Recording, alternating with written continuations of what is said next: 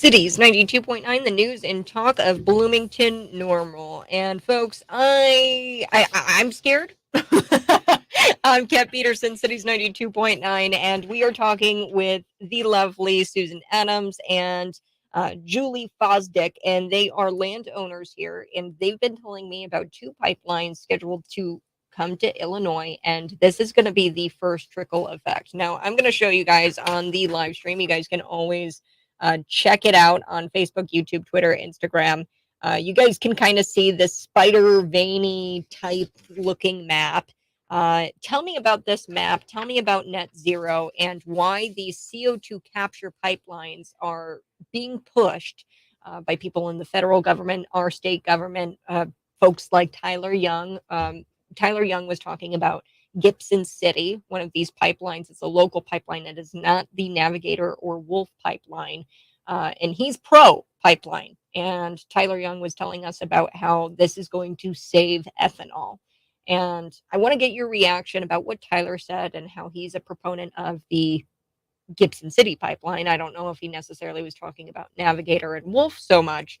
I want to get your reaction there, but I also want you to explain this map to me and what net zero means, and are these CO2 capture pipelines going to get us to net zero carbon emissions like the federal government will try to have you believe?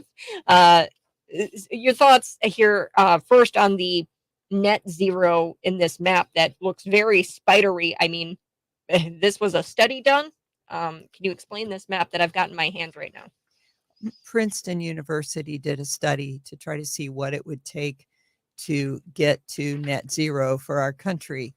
That means that we would generate or less carbon dioxide than that we would generate less carbon dioxide or no more carbon dioxide than we get rid of, that we would not keep increasing the amount of carbon dioxide in the atmosphere.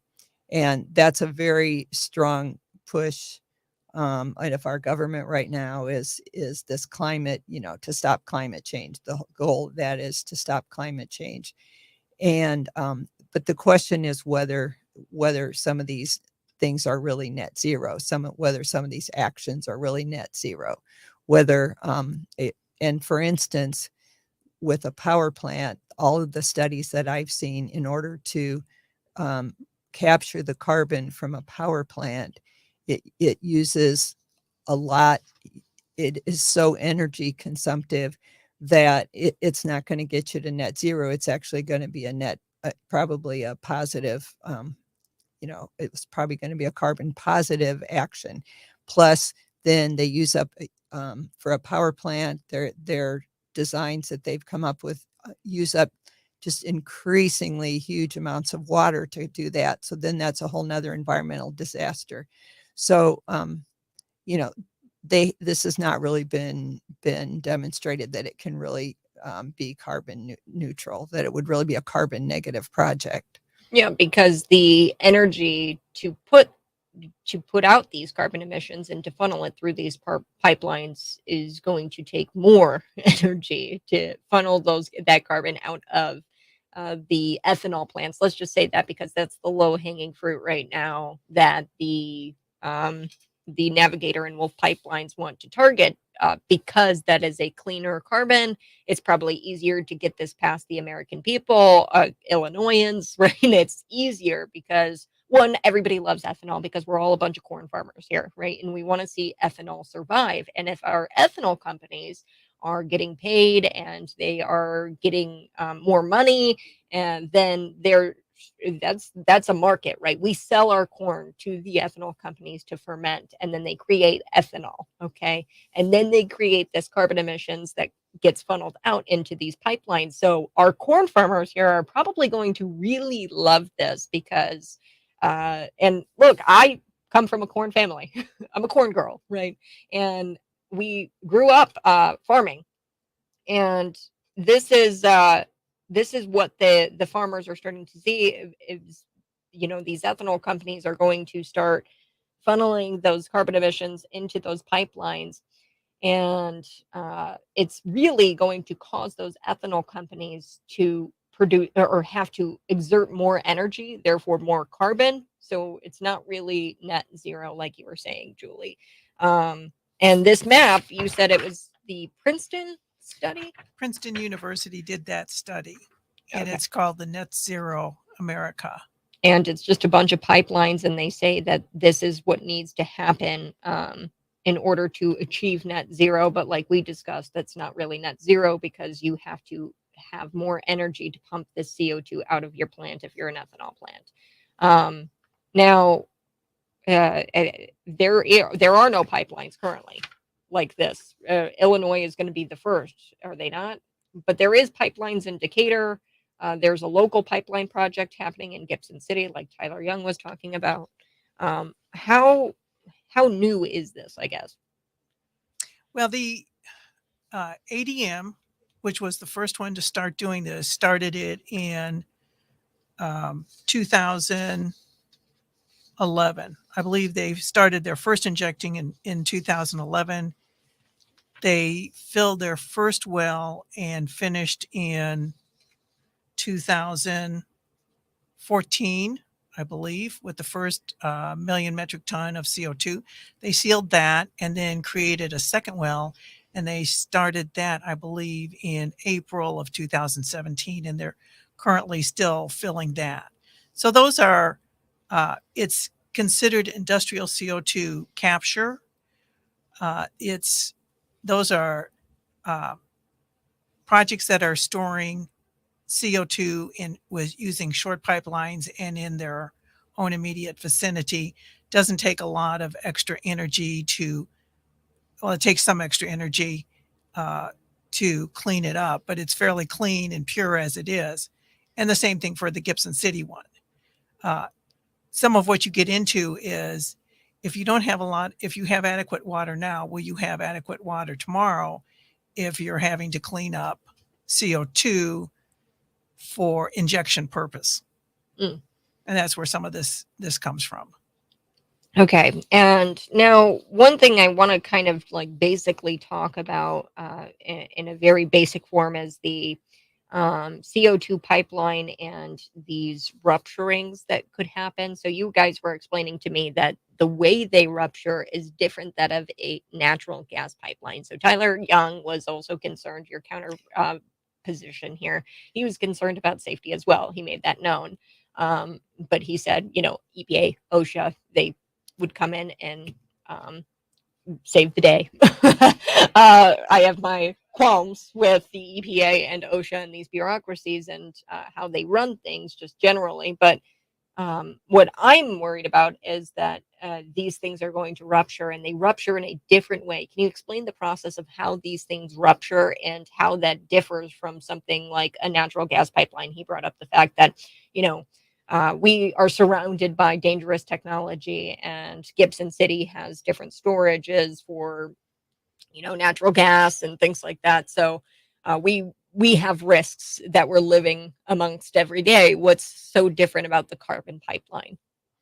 Well, this carbon dioxide pipeline is under extremely high pressure, lots higher pressure than a natural gas pipeline.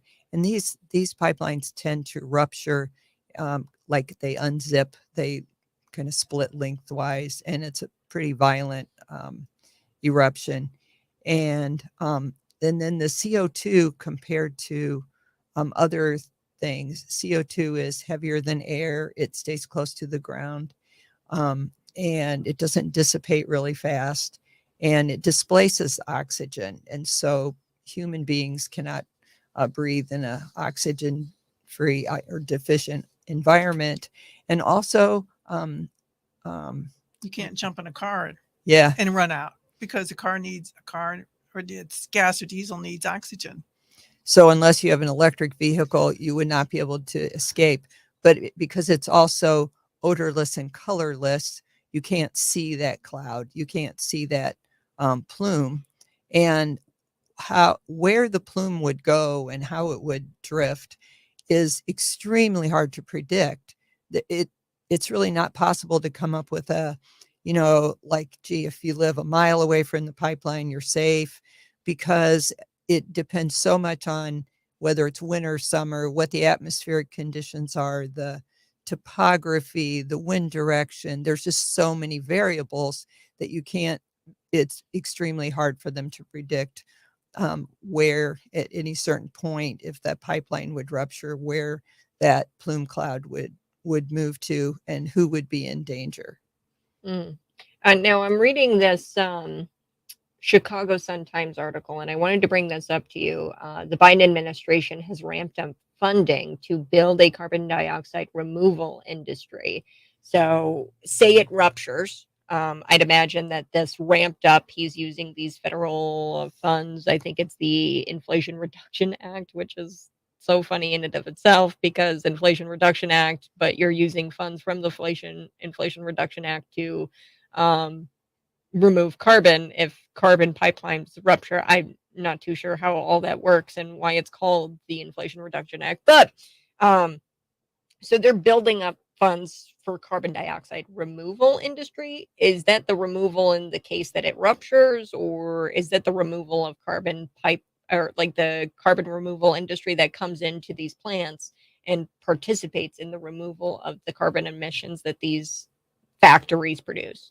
That's that the government is promoting the capture of the CO2 from various industries like ethanol plants, that they're promoting capturing that CO2 rather than it being released into the environment and storing it permanently somewhere. So this is an outside party. So say I run an ethanol plant and I run it in Iowa, okay, and I have all of this carbon emissions being funneled in through this Navigator pipeline into central Illinois.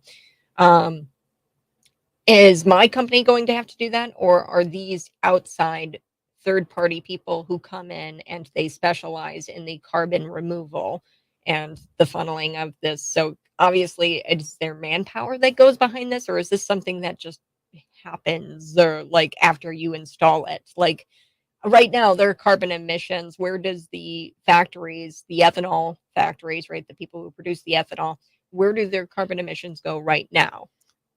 Well, right now they would be going into the atmosphere, and the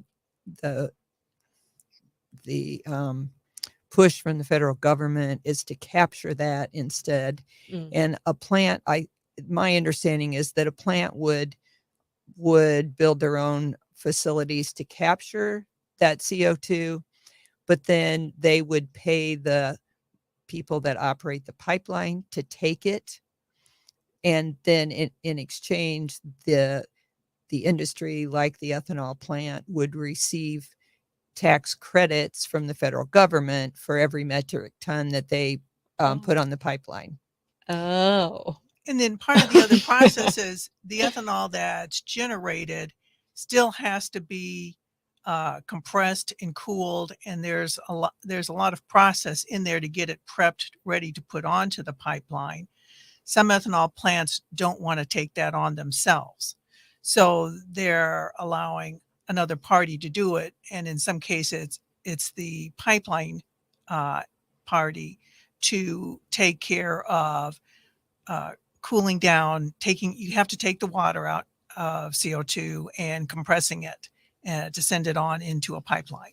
Cities 92.9, the news and talk, Bloomington Normal. We're talking with Susan Adams and Julie Fosdeck.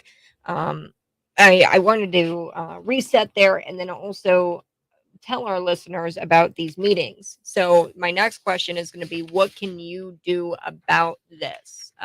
It seems a little bit above a lot of, definitely my head. I'm trying to wrap my head around all of this. Point is, folks, you don't want to have a carbon dioxide pipeline, carbon capture pipeline rupture. And if there is any whiff of that, possibility, if there's a whiff of them being possible, then we need to shut it down, because this has happened in Sartasia, Mississippi. There was a gassing of Sartasia. I go read that article. Near 40 people, over 40 people were hospitalized. Nobody died, but they're struggling with long-term issues, COPD, lung dysfunction, things like that. What can we do to help? There are some organizations that are working together. First, to just provide education to people to understand what a carbon pipeline is about, just like we've talked about here today, just to understand more about what it means. And if you're a landowner, don't sign anything. There aren't regulations to cover all aspects of this, and it would be a pretty concerning thing to sign an easement with whether, I guess I'm concerned whether you would actually have your own liability covered if you are a landowner. Mm. Yeah, well, there's a concern there with seizing people's properties through imminent domain, and the process of imminent domain, folks, we know through the wind companies, the solar companies. People are dealing this with the solar companies and the wind companies, and I hate to say it, folks. It's been released now. We did an exclusive interview with a Tesla whistleblower who talked about how this company, Tesla and Solar City, are not issuing a recall on bad electrical connectors. And we've seen fires right here in our community at Olympia High School and Middle School. And this is just another one of those things that hasn't been really tested. Susan was telling us that there are not very many pipelines out there in the nation right now that look like this, that are this big. And this is going to be the first part of this big 2050 it's like a 13,000 mile trunk lines, 25,000 mile spur lines of natural or of CO2 pipelines. And it's just a spider web all over this map of the nation of these CO2 pipelines. And this is going to be the first trickle of it. And if we can't get these things to be stopped, then we are going to see a nation just covered in CO2 pipelines, and the risk becomes more and more and more and more of a possible rupture. And when these things rupture, we've seen what happens to folks who live a mile away from the actual carbon pipeline. We already have receipts. We already have people. 40 is too many in my book. For something that is a natural process, things all we emit CO2, carbon dioxide. We breathe in oxygen and we emit CO2. You are never going to get to no CO2 in the atmosphere. These companies, right? Ethanol companies, they emit CO2, and we've already discussed that it's already kind of clean. It's not as dirty as other factories, other manufacturing factories, I guess. But this is kind of a clean carbon emissions, but they want to funnel this down into the ground, capture it. My problem here is the use of private land for public use. That's what eminent domain is. And we've already seen it. We've already seen things like solar panels combust and catch on fire. So property rights don't sign an easement. And what if somebody says, well, Kat, it's going underneath my land, and I'm not going to see it. I'm not going to have to deal with it. And what can does the landowner need to let these people come onto the land to maintain it, or what exactly have they given the property owner in these easements? If you've ever come across anybody who has signed an easement, what exactly are they signing away? The company would have access to their land for a very, very long time. Above the pipeline. Yeah, above the pipeline, they would have access to injection wells or monitoring wells. Mm-hmm. And you, Susan, you live right along what would be the Wolf pipeline. Mm-hmm. So what are your biggest concerns, being that you live close to it? Well, close to the pipeline is, again, maintenance issues, rupture. We've seen in the past where if pipelines aren't maintained, they leak, they have issues and problems. We've seen where cases where pipelines will heave up through the soil and the farmer is then told not to farm over it. I know of a case in Iowa where a farmer nicked a pipeline with his tillage tool because it had migrated up and was charged for the expense to repair it. It was around $50,000 or something. One of the big issues then, and we've started checking on this, is could we even get liability insurance? Mm. I'm not sure that we've seen situations where some insurance companies have already written that no, they will not insure. One that we use has said verbally they would, but we've asked to see it in writing and we've not seen it in writing. So we have questions about that. Mm. There's a lot of issues. And then I really have concerns for injecting into the ground through aquifers, just because I don't want it to contaminate the water. And we've seen where natural gas injected down into the Mount Simon does leak back up to the surface. And that's currently happening in Ancona well field, natural gas well field in Livingston, Illinois. So we know that natural gas, methane, is leaking back up through these 3 cap rocks, shale cap rocks, that are supposed to be stopping this. And you have a diagram there talking about that. I do. Can you explain this to me and what exactly is going on here with this? It's a pipe. This is like this is a cutaway of the Earth's surface, going down from the surface down to the Precambrian era, and it goes down. At the bottom is your Mount Simon Formation. Above that is your Eau Claire Shale. Mm-hmm. And then you come up through some different formations. Then you have the Maquoketa Shale layer. And then you have the New Albany Shale layer above that. And then our Muhammad Aquifer is above that. One of the concerns that I think Bloomington Normal should be concerned about is Bloomington 5-6 years back put in some new water wells into the St. Peter Aquifer. And when Navigator came in and wanted to start sequestering, they wanted access to pore space from the top of the St. Peter down. So they wanted it from the top of where Bloomington is going to be getting water down. What happens if they would pollute that area? Who's going to do anything about that? And Bloomington's just invested all this money in putting in two wells into that area. Wow.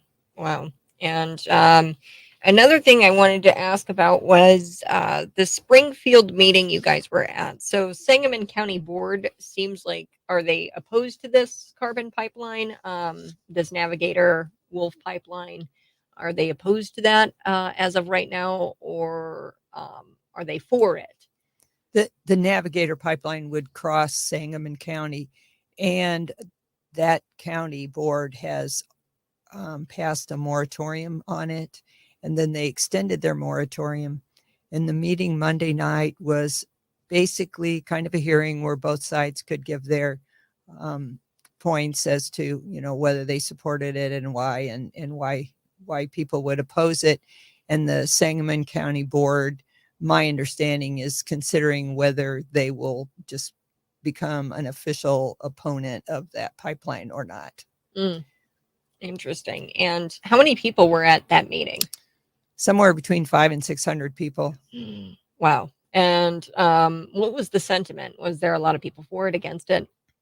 It was almost every person there was an opponent, except for the speakers on the pro side. Isn't that amazing? And they brought in some pipe fitters, some of them from North Carolina, I think, to speak. And of course, they were for it as well. Yeah, this is all really concerning, and this specifically with the water. And I mean, this is Bloomington Normal, and they've been approving things like wells. So this is just for natural gas right now, and they're considering doing this with carbon pipelines, right? That graphic is taken from the ADM project, and that is kind of a layout of the formation. The St. Peter there, I think, is indicated it's down about what do they say? The St. Peter is, they show it being down 3,300 feet. In Bloomington, when your wells were drilled, and I happen to know some of the people involved in the process, they indicated that they started hitting the St. Peter at 1,600. So your St. Peter up here, you're what, 60 miles north of Decatur. Mhm. So it gets shallower as it comes up here. So you start to hit the St. Peter up here at around 1,600. Your wells are somewhere between 1,600 to 2,100 feet down. Okay, so who are some of those people involved in this process, or was involved? I mean, this is a diagram of the Decatur, the ADM. ADM. That's like one of these first Archer Daniel pipelines, Midland. carbon pipelines. Who are some of the people involved in this process here in Bloomington Normal, and are they opposed to this pipeline? I don't know. I've tried contacting a few people in the Bloomington Public Works area, and I haven't heard back. I was just wanting to let them know what was happening, to inform them, to be alert. And maybe this is something that the Bloomington City Council needs to be aware of and not promote sequestration underground.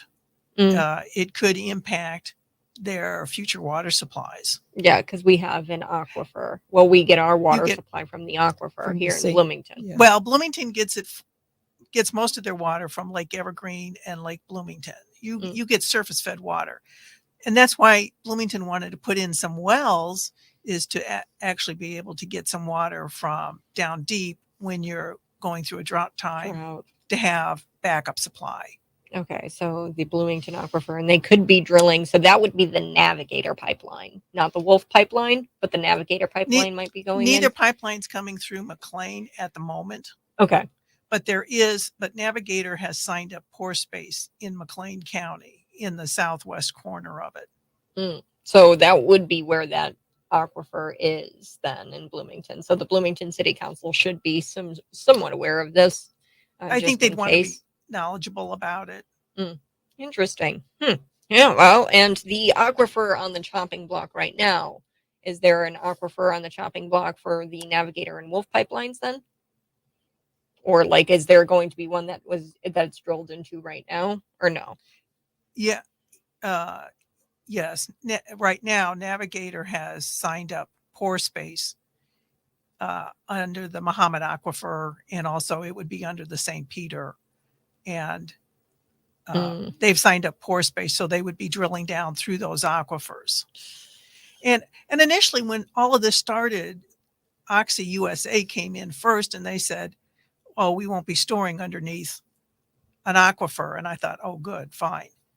But that's not what's kind of happened. Yeah, go figure, they're lying. You're listening to Cities 92.9, the news and talk of Bloomington Normal. We've got a few minutes left, and I just really want to drive this home with Certatia, right? And I think that this was a good article for me to kind of wrap my head around what these things could potentially do to people. I have a vested interest family who live in central Illinois that would probably be right next to this pipeline. There is going to be a meeting that I'm going to be attending. It's in Logan County. I know we have some listeners out in Logan County. It's at the Lincoln VFW, July 25th on Tuesday. That's coming up, folks. July 25th on Tuesday is the next one. So you guys are going to want to go out there to the Lincoln VFW, 6 p.m. to 7:30 p.m. The folks from Coalition to Stop CO2 Pipelines, they're going to be presenting on CO2 pipelines, what you need to know and what you can do.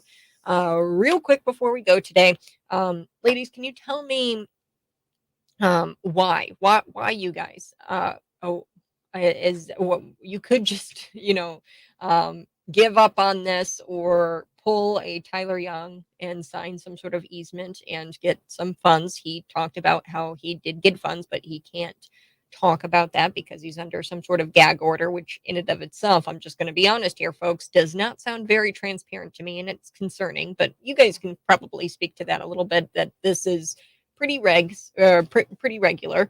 where people sign gag orders and they say that they can't disclose how much they get for signing some sort of easement for this pipeline to come in underneath their private property. This is private property. That's your land for public use.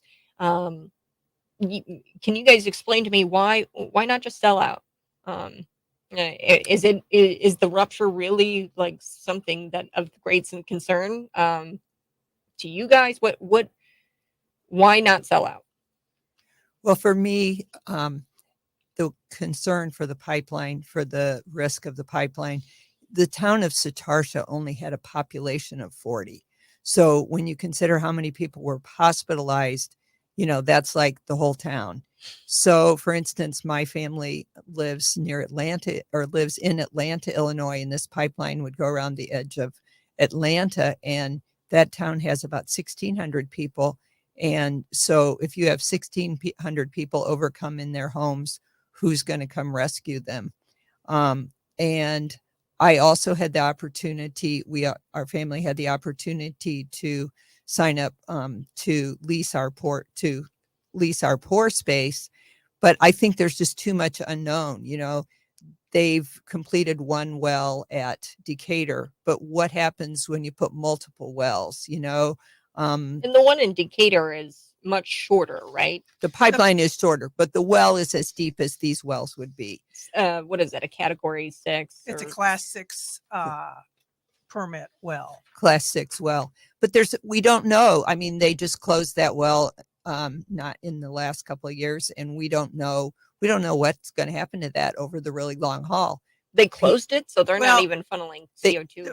There's 2 wells. The first well was drilled, has been filled, has been capped. And they put 1 million metric ton in that, but they drilled a second well and they're filling that now. So on that diagram, CCS1 is the first well and CCS2 is the second well, and they're filling the second well at this time. Wow. We do know that the other thing about the Decatur project is a lot of the geology survey people did work with this process, and there's a lot of monitoring on this site. There's monitors to monitor the CO2 plume underground to find out how it's moving, any seismic activity, because that can go on. The CO2 pipeline industry acknowledges, and the injection industry acknowledges, you can get earthquakes. So you've got some other issues to be concerned about. So it's helpful if they will go ahead and put in all this monitoring stuff. ADM has, in many ways, has done an exemplary job, but that is a learning experience.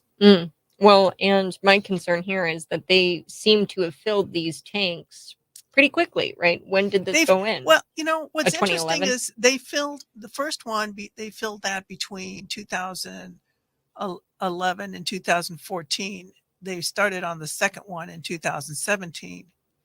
But it's still a new process, and it's still a learning process.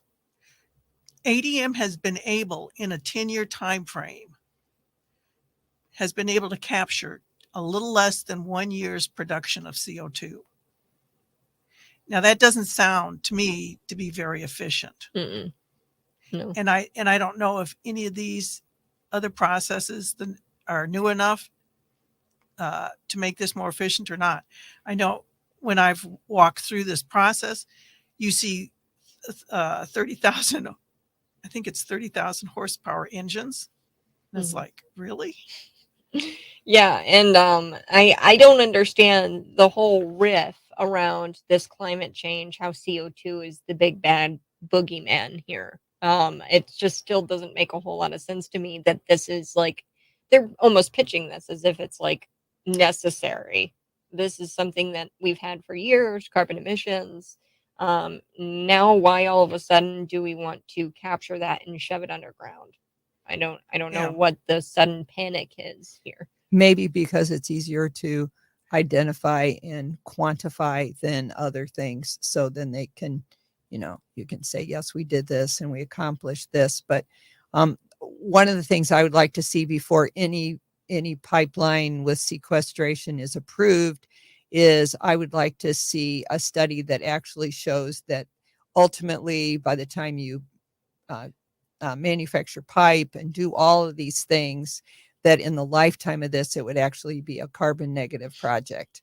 And I've not seen that. Yeah, well, it's the same thing with electric cars, folks, right? The lithium batteries, the mining that it takes for the electric car, in the end, is it really all that green?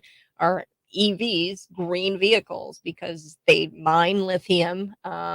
They have a lot of problems. You have to repair a lot of these. You have to have the industry to repair a lot of these. You have to power those plants that make the EVs, right? And um, yeah, I don't see a net zero carbon emissions, right? You have to mine the lithium, all kinds of things for the batteries. Plus, the batteries are probably worse for the environment than mining of that very what is it? Just rare material. Yeah. And then the disposal of them when they're Yes. done. And see, one of the things that I take a look at, what I find unfortunate would be, we're a fifth generation. Our farm, I haven't gotten, we're a centennial farm. We actually could qualify for the sesquicentennial, but we've been no-tilling since 1983. So we haven't opened the ground. We haven't released carbon. We use 50% less fuel than someone who does tillage, and they're going to come through with a pipeline and open up all this ground that we've been no-tilling for decades. And it's going to take decades for that to even heal. Mm. Yeah, and here's the thing: is you're having the government come in, invade people's private property for something that sounds like pseudoscience to me. And I'm here to simplify for the listener. Cities 92.9, the news and talk of Bloomington Normal. I'm here to simplify and try to get you to understand that this is big government trying to be the savior from carbon emissions, which we've dealt with for, oh, I don't know, the entirety of the existence of the universe. And now we have big government coming in trying to make money off of it. And we have companies trying to boost their, I'm sure, ESG score, economic social score, right? Where they're going to be making a pretty penny if they sign on, like these ethanol companies are planning to do, for this carbon capture, and then they get tax credits and money for that. And then you get the farmers to sell out and to sign easements and to get money for these carbon pipelines to be drilled down into their land. And at the end of the day, really what we're fighting for is um, property rights and to not die. This is a pseudoscience, and I think we have the writing on the wall. The fact that there have been people hospitalized from just what little we have now. Decatur, it is an odorless gas, so I've been to Decatur. I was going to go to school up there. It's a sewer. I hate Decatur. It's the worst. And I know that we have listeners from Decatur. I'm sorry if that offends you, but not to mention the crime. But there is a smell, and I know it's odorless. And they say that it's the tire plant, but that's the whole reason why I didn't go to school in Decatur, because I couldn't handle the smell of Decatur. Now, knowing that there is this pipeline here, now I don't know what kind of industry goes into drilling into these pipelines, or maintenance, but possibly even the carbon emission or some sort of emissions. I don't know what happens when you put these in, but I find it odd that Decatur, and anybody you talk to, they say there's a smell of something in the air. Now, I don't think that could be CO2 because it is odorless, smellless. Yeah, it's not CO2. Oh, CO2? It's not the CO2 that you're smelling. Yeah, it's the tire plant, but I don't know. I found that interesting. I was like, Decatur. I was like, I was going to go to school there, and I actively avoid Decatur because of the smell that's there. I can't stand it. But yeah, this is an interesting, and we already have information about the Sartarsha, Mississippi one, and we're still trying to push this, even though we have little evidence, some evidence suggesting that these things aren't safe. That's what is really concerning to me, is that you have some evidence that suggests that people could really get hurt by this, and you still have big companies okay with it. You still have the EPA okay with it. People in Illinois now. One thing I wanted to ask was, is this legislation, was this passed, or is this something that is completely federal government working with the state of Illinois on? I don't understand why we're just hearing about this now. Was this a bill that was passed through the state of Illinois to allow this? Can we contact state representatives to fight this, or? There were several bills considered in the legislature in the spring, and there was kind of an industry bill and there was kind of an opponent bill. But the opponent's bill, one of the provisions of that was that the project would need to demonstrate that it would actually be carbon neutral. That was one of the conditions in that bill. But the legislature didn't take any action. There was nothing passed. So what legislation is there is what was written for the next gen. Is that what it's called? The next gen, or future gen. Future gen. That was a proposed project that was going to build a coal-fired power plant and capture the CO2 and sequester it. And that project never materialized, but the legislature had written legislation to allow that pilot demonstration project to be built. And that's what legislation is really left. I mean, what is there. And so there hasn't been new legislation, and there's some definite regulatory gaps where there's really no regulations to cover certain parts of this project, of this kind of whole issue. And so it kind of leaves things up in the air. Right now, the Illinois Commerce Commission is who pretty much has the authority over, they're the ones that have the authority over issuing a permit to these companies. The reason all these pipelines are coming to Illinois is because of the Mount Simon Formation and the Eau Claire Shale cap rock on top, because that's where all of this will be stored. And there's a big area under Illinois from like Interstate 80 down, a little into Indiana, a little into Kentucky. But Illinois has a big portion of that. There's more of it too than back out into the plains. That's another storage location based on formation. I see. All right, folks. Well, we have got to take a break, but ladies, thanks so much for joining me and unpacking this here for me. We're going to have you in studio sometime again, because this is not going away. And folks, like I said, on Tuesday, July 25th, Lincoln VFW Hall. It's on 5th Street in Lincoln. You guys are going to want to go out at 6 p.m. to 7:30 p.m. Anything else for the good of the order, ladies? They could find more information about the CO2 pipelines at No Illinois CO2 Pipelines.org. No Illinois Pipelines. CO2 Pipelines.org. There's quite a bit of information on that website. Awesome. Wonderful. And you guys have a great rest of your day. Thanks so much for tuning in. This is Cities 92.9.